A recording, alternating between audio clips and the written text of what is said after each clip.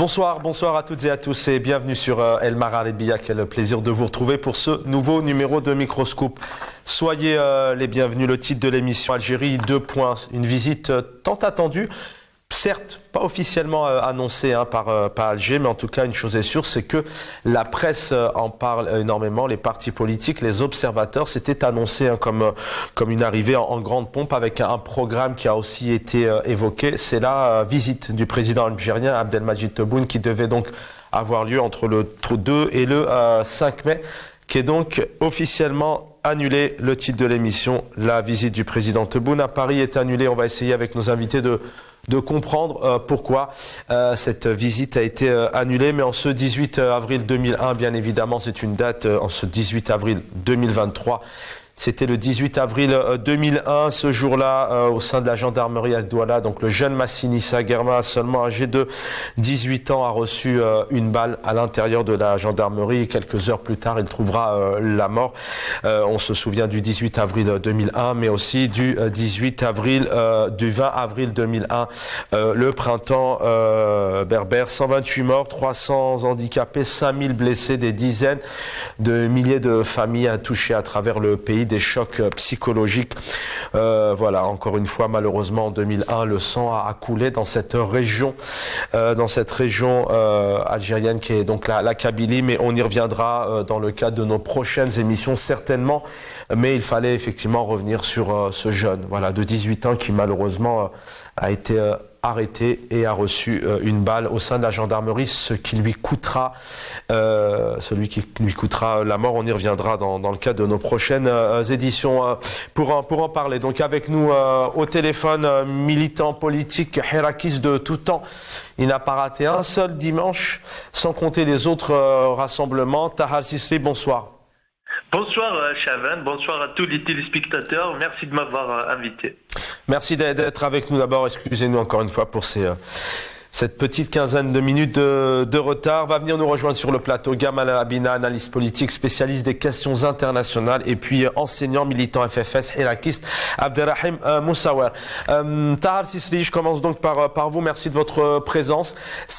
Ça vous étonne, vous y croyez, vous, à cette visite dont on a tant parlé, le président algérien en Russie, le président algérien en France. D'abord, vous en parliez, je crois, hier, déjà, place de la République. Mais est-ce que, pour vous, vous êtes surpris de cette annulation ? Oui, nous, on avait appelé à un rassemblement et les militants voulaient s'organiser justement pour dénoncer cette visite d'un chef d'État désigné par la junte militaire. En effet, il y avait une volonté en fait d'organiser cette visite le 2 et le 3.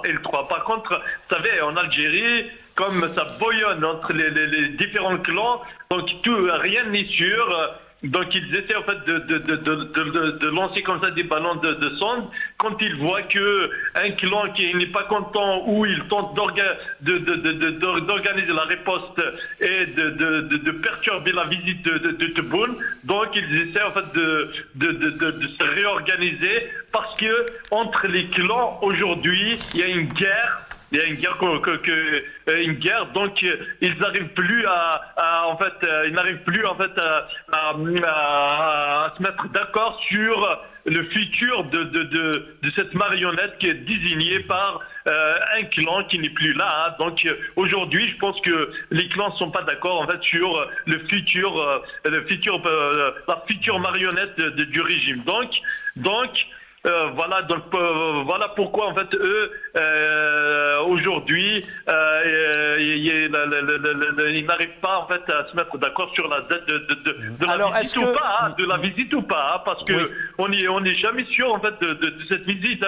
Et en plus sur le plan international il y a en fait des événements, ça s'accélère et il y a des alliances, et il y a aussi en fait la marche en fait des séparatistes qui tentent de s'allier à des forces, à l'OTAN, à l'israélisme, en fait, qui tentent en fait de déstabiliser, de rentrer en fait dans en fait, dans une logique un peu destructrice et dangereuse pour l'Algérie. Donc tout ça, en fait, a fait que les généraux, peut-être, ils n'étaient pas contents, en fait, de voir deux choses, Tahar Sisli. Je vous interromps, excusez-moi. Deux éléments avec vous. D'abord, alors vous parliez plus de dates, mais selon vous, alors on va rappeler aux téléspectateurs tout de même rapidement, même si le temps passe, mais on a la secrétaire du ministère des Affaires étrangères en France, donc Anne-Marie Descotte, qui s'est rendue dimanche matin, donc il n'y a pas plus tard que à peine 48 heures, qui s'est rendue à Alger avec une délégation où il fallait préparer donc ce voyage. Tout un programme a été prévu. J'en donnerai quelques détails tout à l'heure.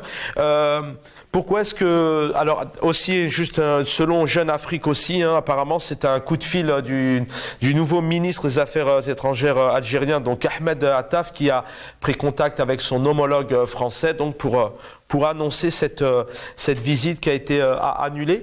Pourquoi, selon vous, les choses se sont précipitées? La visite de Paris à Alger pour préparer les choses, et puis quelques heures après...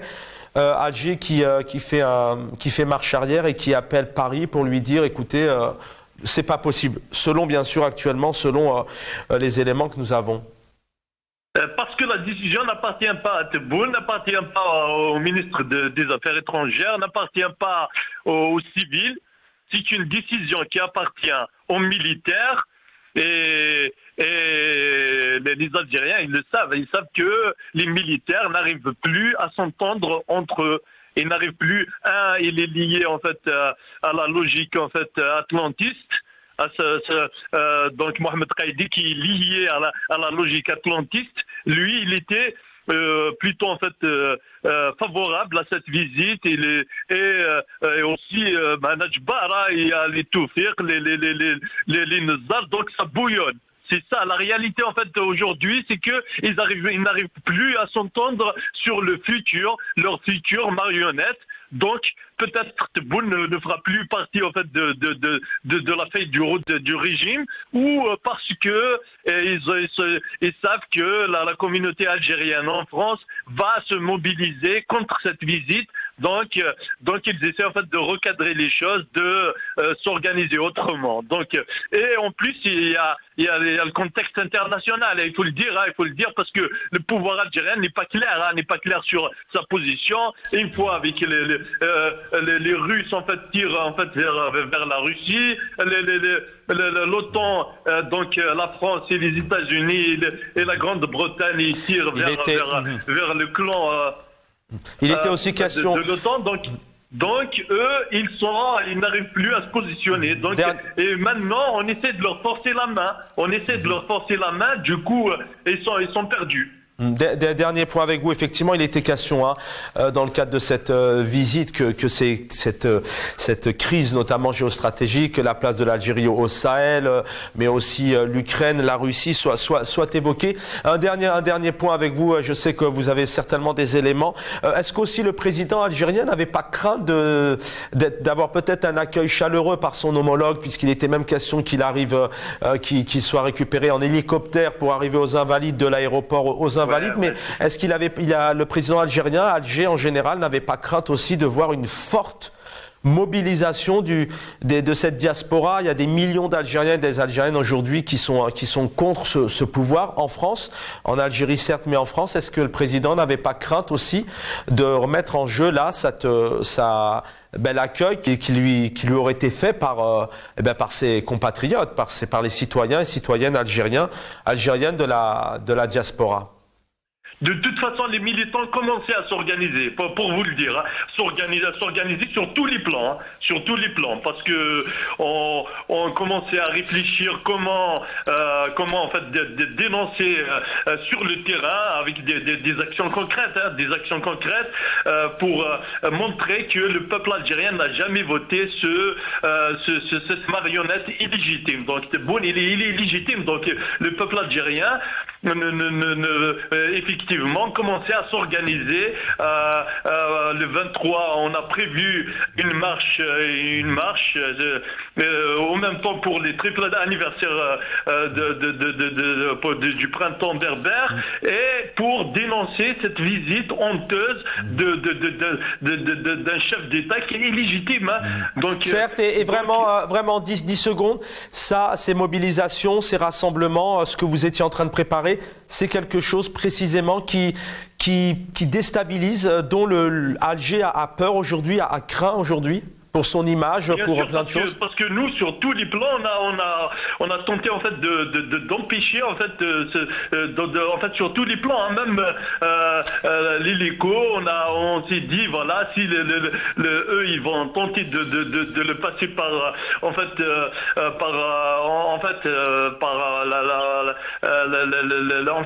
le transportant en fait dans un hélico. Nous, on a prévu en fait une action sur le terrain pour montrer que non, vous n'y arriverez jamais en fait à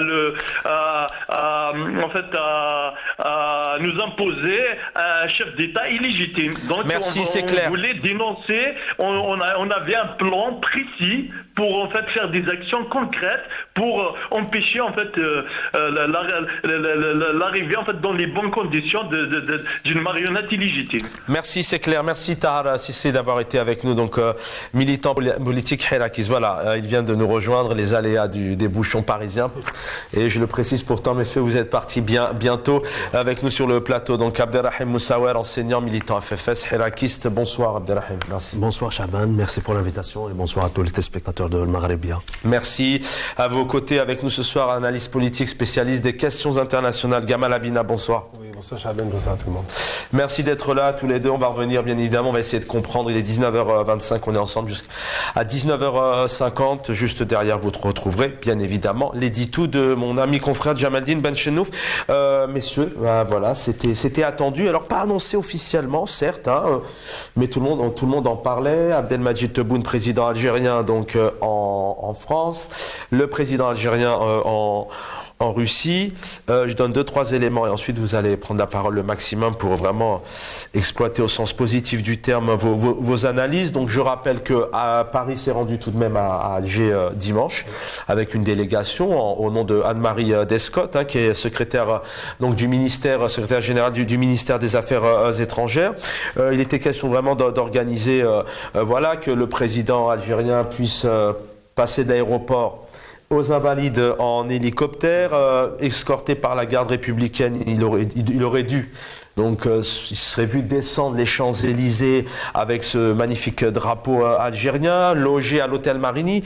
Il était aussi question qu'il rencontre le MEDEF, le patronat français. Il était question qu'il rencontre aussi la diaspora. Alors, de quelle diaspora? Je vais vous poser cette question. Est-ce qu'il s'agit de la diaspora du Hirak entre autres, ou est-ce qu'il s'agit d'une diaspora préparée?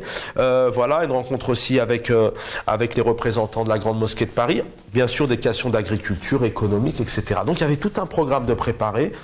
Paris se rend à Alger à peine 48 heures et aujourd'hui, apparemment, selon Jeune Afrique, donc c'est Ahmed Attaf, donc ministre des Affaires étrangères, qui a appelé son homologue Catherine Colonna, ministre en France, pour lui dire, écoutez, le président Tebboune ne vient plus. Gamal Abina. Bon, j'ai entendu beaucoup de choses, évidemment, comme tout le monde. C'est une surprise en même temps, pas une surprise, mais pas au niveau algérien. Pour le coup, c'est pas du tout ce qui m'a surpris. J'étais, à la suite du discours de M. Macron hier soir, plutôt inquiet pour la possibilité de faire venir M. Tebboune dans les conditions normales. On sait déjà que le roi d'Angleterre n'a pas pu se rendre en France pour des raisons de sécurité évidentes, avec une tension sociale considérable. Il ne faut pas mettre ça de côté. Après, les raisons invoquées par rapport à la partie algérienne, c'est que le voyage qui est préparé de longue date, c'est pas un voyage qui était fait à l'avenant, eh bien, ce voyage-là a été ajourné parce que tout ne serait pas prêt. Et c'est vrai que l'idée de se dire que M. Tebboune aurait atterri du côté des Invalides, c'est une symbolique forte dans la mesure où, pour les spectateurs, pour qu'on sache, les Invalides, c'est là où il y a le musée des armées, c'est là où il y a les canons algériens qui ont été confisqués à l'Algérie. Donc toute une symbolique très forte. Il y avait d'autres choses qui étaient prévues au niveau du voyage et plusieurs questions sont abordées, mais effectivement, je crois, j'ai entendu tout à l'heure votre intervenant dire que la mobilisation des Algériens qui sont contre Tebboune en France aurait été forte. J'y crois pas du tout, même s'ils étaient là, c'est pas la question, mais les moyens d'un État sont largement supérieurs à des manifestants. on a beaucoup de mal à mobiliser en règle générale. Nous, pendant le Hirak, ça a été compliqué quand même d'amener du monde. Et il est évident que l'État français combiné à l'État algérien, pour des protestations, en général, c'est contenu. Ce qui inquiétait plus les autorités françaises, c'est la partie française, je parle de la population française, très en colère vis-à-vis de Macron. Donc je pense que c'est une des raisons qui a ajourné le voyage, tout comme le roi d'Angleterre, qui n'a aucune raison d'être détesté par les Français, n'a pas pu venir. Donc je pense que c'est cette raison surtout. Abdelrahim Moussaoui, d'abord première question, on va entrer dans le détail, il y a plusieurs paramètres effectivement, il y a l'accueil de la diaspora, il y a cette crise sociale que vit actuellement la France et la décote du président français, ça c'est clair, mais d'abord d'un point de vue général, ça vous choque qu'Alger dise, apparemment c'est Alger aujourd'hui, mais on n'a pas vraiment de, l'APS n'en a pas parlé, que cette visite n'ait pas lieu, vous êtes surpris, vous en doutiez? Personnellement, ça ne m'a pas surpris. Je m'y attendais aussi à ce que la visite soit faite, notamment au mois de mai, parce que ça se préparait depuis longtemps, dans le langage, dans les messages indirects, sachant que depuis longtemps, depuis 2019 notamment, le système en Algérie, à chaque fois qu'il veut tester le terrain, il a des relais sur le terrain, sur les réseaux sociaux, pour semer un peu, pour donner un semblant d'information, pour voir quelle serait la réaction du peuple, la réaction des citoyens. Ce qui est remarquable aussi, c'est que en dehors de tout ce qu'on pourrait dire du système algérien, du système français, ça se voit dans notre façon de voir les choses, cette lutte contre un système néocolonial et un système qui défend la démocratie d'un côté, mais de l'autre côté, il soutient des systèmes dictatoriaux en Afrique, donc je parle du système français. On peut voir ce journal qui a annoncé l'information officiellement, cet enthousiasme du Figaro, sachant qu'aujourd'hui en France, tout ce qui est de droite a tendance de s'extrémiser encore plus à droite, vers l'extrême droite. On voudrait que dans une Algérie, une vraie Algérie démocratique, qu'il y ait des relations internationales fondées sur la transparence, fondées sur la fraternité, sur la compréhension. Mais là, ce que je pourrais dire, c'est que le Figaro se réjouit de cette non-visite d'État. Messieurs, si, peut-être pour tous les deux, si on contextualise tout de même, voilà, ces 15 derniers mois ont été assez tumultueux. On connaît un peu les différentes crises qu'il y a eu entre ces deux pays, ou peut-être ces deux présidents, parce qu'on ne sait jamais vraiment est-ce que ce sont les deux hommes et leurs relations, ou plutôt les deux pays ou le passé. Mais là, on pouvait penser le retour de l'ambassadeur algérien à Paris, des relations qui se sont quand même apaisées suite à l'affaire Amira Bouraoui. Donc là, c'est le contexte auquel vous pouvez revenir, mais cette visite, elle est annoncée depuis plusieurs temps. Elle est préparée aussi depuis plusieurs semaines. Elle n'a pas été préparée comme ça. Donc là, on nous évoque notamment la raison qui est parachée notamment là, le principal motif, notamment selon Jeune Afrique, invoqué par Ahmed Attaf, c'est les livrables, entre guillemets, ne sont pas suffisants. C'est-à-dire en clair que les deux parties n'avaient pas assez de substance, assez de choses concrètes, d'initiatives, de gros dossiers à signer. Mais tout ça, j'ai envie de dire, c'était peut-être prémédité. Enfin, on le savait. C'est pas une visite qui se prépare comme ça en l'espace de 24 heures. Tout à fait, mais de toute façon, Jeune Afrique, si je dis ce que j'en pense, ils vont pas apprécier. C'est pas un journal pour moi, c'est un organe de propagande ridicule. Qui le paye, qui dit quoi, c'est évident que c'est pas lui qui va nous donner l'information. Le Figaro, c'est bien de le rappeler, est un journal de droite, donc très anti-algérienne. Algérien en règle générale, pas seulement Tebboune, mais en règle générale. Et la question, c'est de se dire qui parle actuellement. On a deux présidents, et c'est bien de rappeler l'affaire Amira Bouraoui, j'ai eu l'occasion de le dire, je crois que c'est ici, il me semble, qu'on avait savonné la planche à M. Macron, qu'on avait fait une manœuvre dans son dos pour que la relation se gâte. Et c'est évident parce qu'il a fini par le dire dans un discours, pas de façon très claire, mais on l'a compris, que des gens sont opposés à cette relation entre l'Algérie et la France parce qu'il a une très bonne relation à M. Tebboune. Ce qui paraît très surprenant, c'est la première fois qu'il y a deux présidents qui s'entendent à ce point. Même s'il y a un senior et puis un jeune, il n'en demeure pas moins que c'est vrai que depuis le départ, ça a été un mauvais départ. D'ailleurs, on se rappelle que quand il y a eu l'élection de M. Tebboune, M. Macron l'a pas félicité immédiatement. Il y a eu des relations qui étaient un peu difficiles. Puis il a fini par acter du fait qu'il était président et ils se sont rapprochés. Et l'intérêt des deux n'est pas forcément le même, mais dans tous les cas de figure, la France a un besoin criant de l'Algérie en termes d'approvisionnement de gaz, on en parlera sans doute plus tard, parce qu'on sait très bien que le prochain hiver va être difficile si la guerre en Ukraine continue. Et M. Macron a toujours affiché sa volonté de vouloir refondre la relation entre la France et l'Algérie. Et en France, il y a des radicaux qui ne veulent pas entendre parler de ça. Indépendamment de bien élu, mal élu, on se rend bien compte qu'à chaque fois qu'il y a un petit recul par rapport à l'Algérie, il y en a qui font la fête, qui en parlent et qui ont le sourire. Donc nous, concernant nous en tant que diaspora, ça pose problème dans la mesure où, à chaque fois qu'il y a un recul de cette relation, c'est un recul de nos intérêts personnels, évidemment, puisqu'on est des deux côtés. Donc j'ai envie de dire que simplement, cette visite qui a été avortée n'a pas été avortée pour les raisons invoquées ici. Ils sont ridicules, ces raisons. Je veux dire, ça fait des mois qu'on en parle, et même s'ils n'avaient pas fait préparer le travail, de toute façon, il y a tellement de choses à se dire aujourd'hui, tellement de questions. Même sur la symbolique. Sur la symbolique, ne serait-ce que la symbolique. Que c'est même s'ils n'avaient pas fait le travail, ce que je ne crois pas une seconde, c'est pas qu'on n'a quand même pas les bras cassés à ce point, et côté français et algérien. Donc je pense que réellement, c'est la raison réelle, et celle qui rejoint celle du roi d'Angleterre, des questions de sécurité. Quand on entend le discours qu'a eu M. Macron hier soir, où il y a une négation totale de l'opposition, littéralement, on s'attend au 1er mai, donc la veille de l'arrivée de M. Tebboune, à des échauffourées, parce que c'est le 1er mai, c'est la manifestation des syndicalistes. Donc là, c'est une des raisons qui les a poussés à annuler cette manifestation. Donc je crois que c'est plutôt ça la vraie raison. Alors, d'un côté, bon, moi c'est clair, c'est bien d'être dit, mais d'un côté on a cette crise sociale, mais est-ce que c'est ça la raison? Est-ce que c'est pas peut-être 2024 pour le président algérien? Son accueil aussi, on se souvient, le 19 mars, il y a ce rassemblement, colonel Fabien, avec des pancartes Tahia Tebboune, Tahia Chengriha, qui est le chef d'état-major. Est-ce que là, est-ce que c'est cette crise sociale, selon vous, concrètement, ou est-ce que c'est que le président algérien aussi, derrière, il s'est dit clairement, je prends pas de risque, j'ai une image quand même, déjà que mon image en Algérie, c'est complexe. J'aimerais peut-être conserver le doute sur mon image en France, même si on la connaît, puisque le Hirak continue. Et puis, de troisième axe, est-ce que c'est vraiment le président algérien? Est-ce que c'est vraiment son ministre des Affaires étrangères qui a décidé?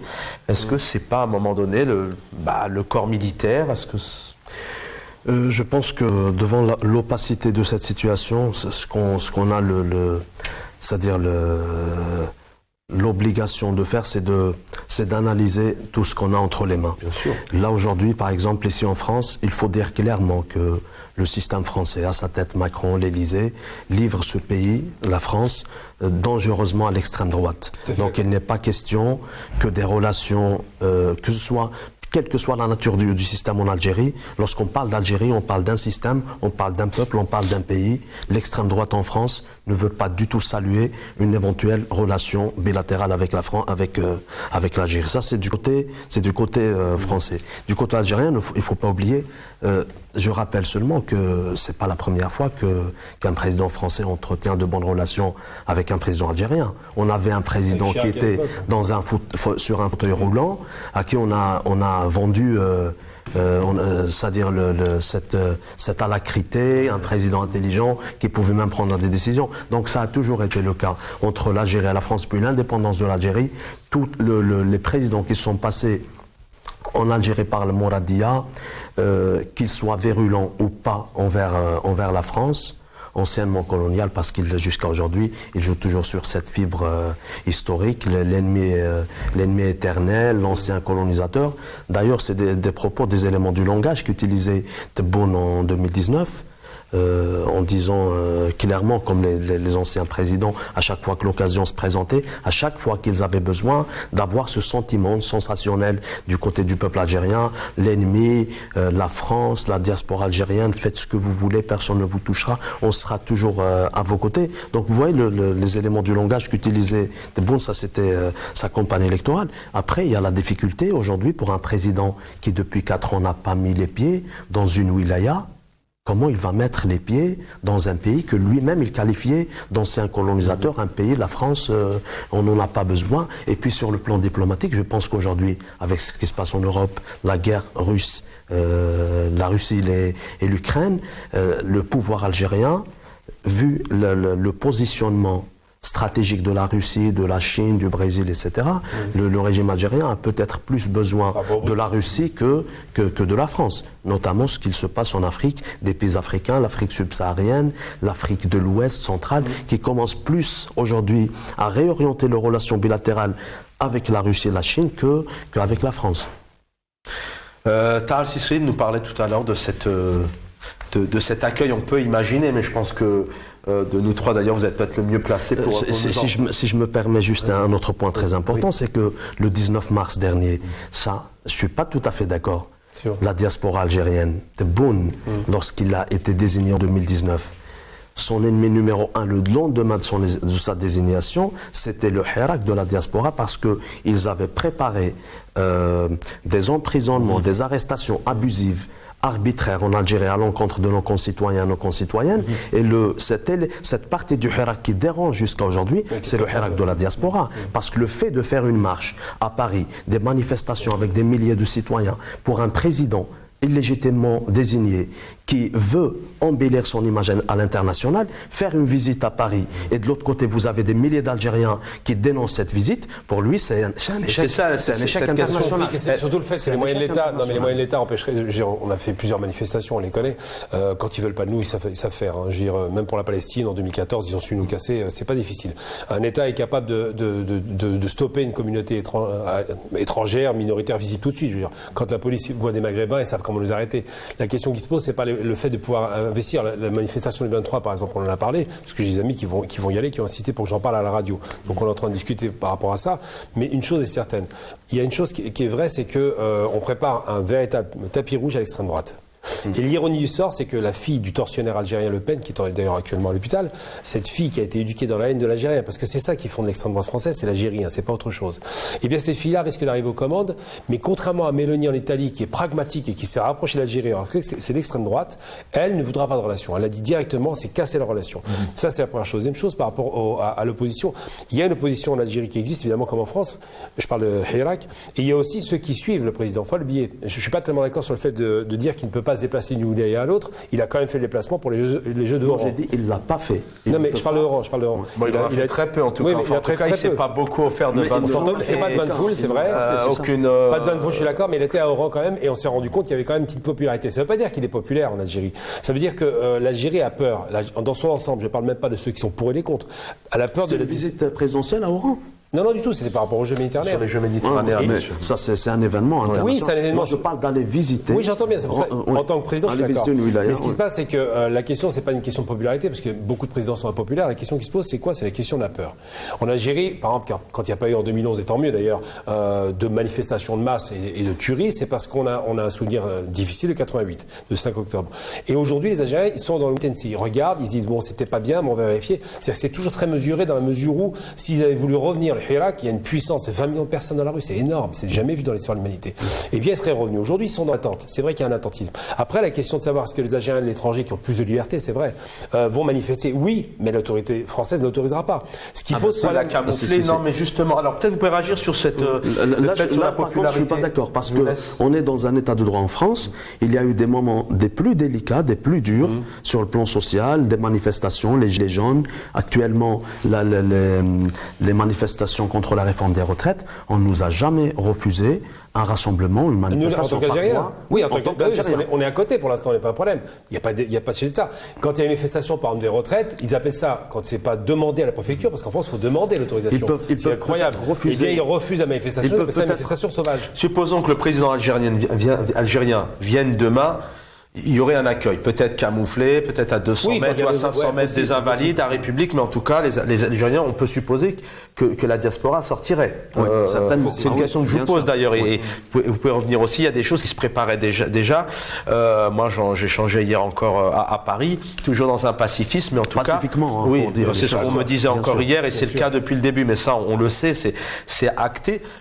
Mais est-ce que c'est une des principales raisons sur le fait que Alger dise on n'envoie pas le chef de l'État aussi, parce que c'est une question qui se pose notamment sur 2024. Et puis je pousse un peu ma question parce que le temps passe vite. Est-ce que là-haut réellement, est-ce que c'est le président Tebboune, son ministre des Affaires étrangères, qui a décidé, ou est-ce que derrière à un moment donné il n'y a pas une autre voix, le chef d'état-major ou un autre corps qui dit stop?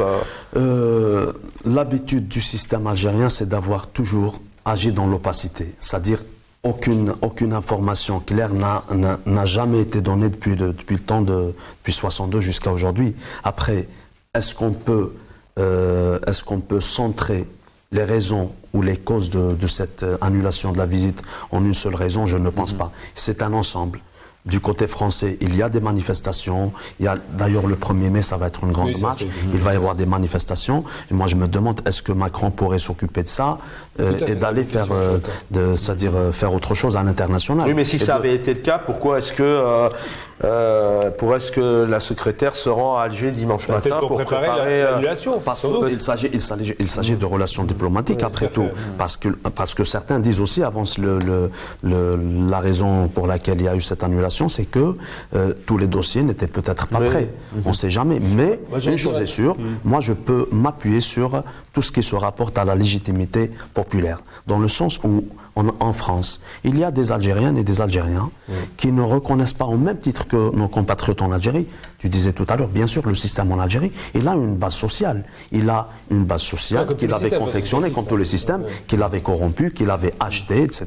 Ça, tout simplement des gens qui ont peur, qui entendent, il y a beaucoup de raisons. Toutes les raisons, il y a beaucoup de raisons en tout cas. Mais il est clair que pour son premier mandat, d'ailleurs, jusqu'à aujourd'hui, Tebboune ne parle pas d'une éventuelle reconduction, réélection, parce qu'il sait que depuis 2019, quand il y a eu ces grandes marches de Hirak, le peuple n'était pas sorti pour qu'un pion soit remplacé par un autre, pour un personnage soit remplacé par un autre, pour un changement de personne, mais vraiment pour un changement de système. Pourquoi c'est opaque à chaque fois? On a l'impression qu'en Algérie, c'est vrai que là, dans un état, entre guillemets, normal, excusez-moi du mot, parce que la normalité, c'est un vrai débat, mais une élection qui arrive en avril 2024, on est en avril 2023, logiquement, ça devrait faire la une des médias, la une de la presse, les partis politiques en parlent, l'APS devrait en parler, et en l'occurrence, là aussi, ça reste opaque. Simplement parce que d'abord, si ça vient du côté de la France, ils ne vont pas se vanter de dire on ne peut pas le recevoir à cause des problèmes des problèmes d'impopularité de M. Macron. Quand le roi d'Angleterre annule sa visite, il ne rentre pas dans le détail, il faut être très clair. Rappelez, la mécanique est la même.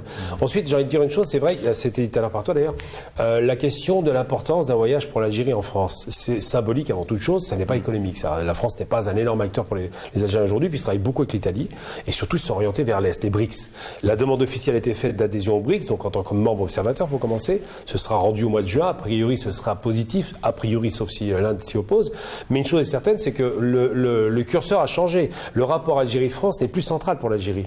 Ils ont déporté tous leurs espoirs à l'Est, on le voit bien, et pas seulement, même les États-Unis, ça se passe bien. C'est que l'Algérie a su développer une stratégie de communication et surtout une stratégie diplomatique. Tous azimuts, il ne se froisse quasiment avec personne.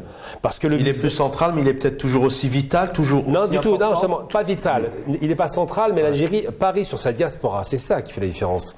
Aujourd'hui, alors vital mais indispensable, en tout cas, il faut que ça continue. Il est nécessaire, mais pas vital. Ce qui est vital pour l'Algérie aujourd'hui, c'est de se positionner, d'avoir une singularité, une protection, une nouvelle protection comme à l'époque de la guerre froide, où ils se garantissent de ne pas être attaqués si un jour ça devait arriver. Mais ce qui est certain aujourd'hui, surtout ce qui se passe aux frontières, c'est compliqué quand même. On n'a que des pays en guerre ou en tension, que ce soit le Maroc, la Mauritanie, enfin pas la Mauritanie, même quoi qu'en Mauritanie, le Mali évidemment, le Niger, la Libye, c'est les catastrophes, la Tunisie instabilisée. Donc on a tous ces éléments qui font que les Algériens voient ça avec beaucoup d'attention, d'un très mauvais œil, et s'inquiètent de cela. Et quand je dis par rapport à la question de la population, moi je discute beaucoup avec les Algériens d'ici, en France, et je note une chose, c'est que beaucoup disent pas qu'ils sont contents de l'élection, c'est pas leur propos. Ils disent donnons-lui une chance. On va voir ce qui va se passer. Et si nous trahit à ce moment-là, on retourne à la rue. C'est ça le discours qui est développé. Et c'est un discours qui est malheureusement, on l'a dans tous les peuples. Hein. Et cette chance, ça va durer 15 ans, 20 ans moi, je suis le premier à dire que si jamais il n'y a pas des changements sérieux qui interviennent, oui, c'est pour ça. S'il est reconduit à ses fonctions, ça va être très décevant pour tout le monde.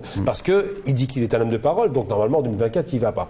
Mais ce qui est important, surtout en termes symboliques, moi je dépasse la question algérienne. On était tous dans la rue à Paris. Là-bas, c'était des millions de personnes. C'était une vraie fierté pour nous, on le sait. Ce qui dépasse ces questions. Et on l'est toujours. Oui, mais c'est toujours une vraie fierté à mesure où c'est un peuple qui était debout. Non, c'est même pas. Non, mais tout le monde est d'accord sur le principe. Donner la chance. Moi, je suis le premier à dire que s'il n'y a pas de Hirak, il n'y a pas de changement.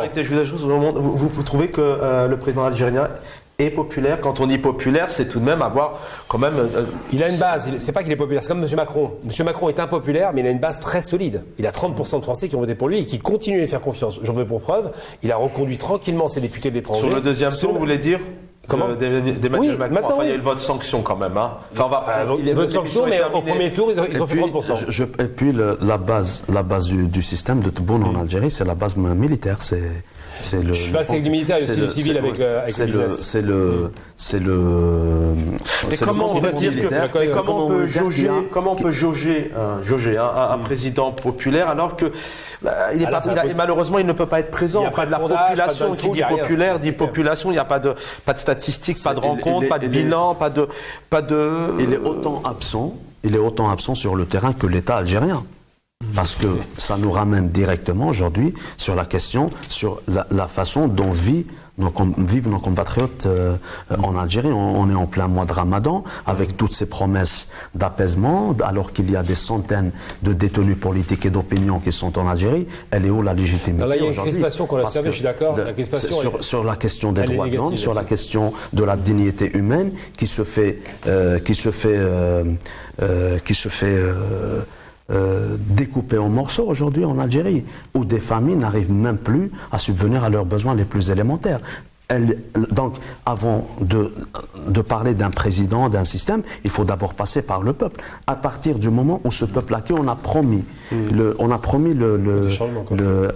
seulement un changement, mais le paradis sur tous les plans, on arrive à une situation où il n'arrive plus à subvenir à ses besoins élémentaires, avec des centaines de détenus politiques et d'opinion, avec une situation diplomatique, alors qu'aujourd'hui, dans les situations actuelles, avec ce qui se passe en Ukraine et en Russie, cette relation, cette guerre entre l'Ukraine et la Russie, l'Algérie, si elle avait le véritable héritage du GPRA et du congrès de Bandung de 55, aurait joué aujourd'hui celui qui aurait arrêté cette guerre. Là, je suis pas d'accord avec ça parce que je vais être très honnête. Alors, il nous reste 40 secondes. 40 secondes, très rapidement. L'Algérie a au moins une qualité qu'elle a conservée depuis Bandung, c'est vrai. C'est le peuple. Non, le peuple, c'est évident, mais je veux dire, le peuple. Mais je veux dire, l'Algérie a gardé une qualité, c'est celle de la négociation et celle de la diplomatie. Là, ils jouent très très bien leur partition par rapport à cette tension. Les Américains ont voulu sanctionner, c'est un héritage de non-alignement.